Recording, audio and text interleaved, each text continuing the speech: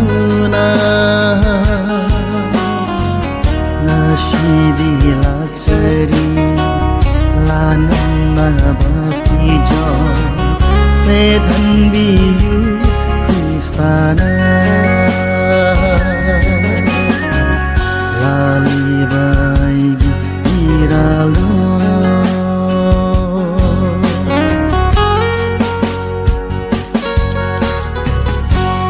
Pinung shit na shit lag lahabashu amam badamo chalaro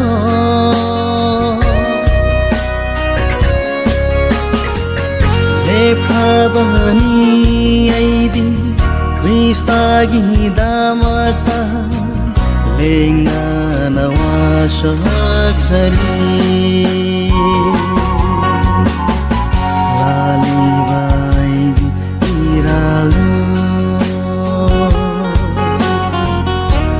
Namak ado tuna Nashidi lakjari Anam nabaki jo Se dhanbiyu Kristana Lali baigi iralo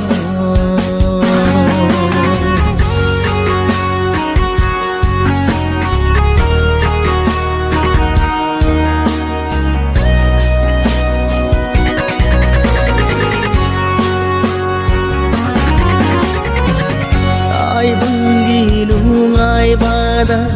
lup liba marup sing wakal munana khal haura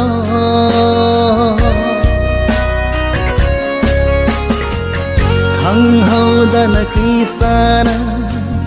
leng lak pa matam da kariyoy pan thung da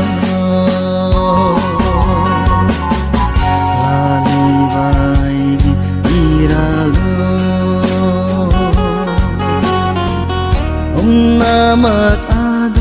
ado tuna Nashidi lakjari lanam nabaki jo Se dhanbiyu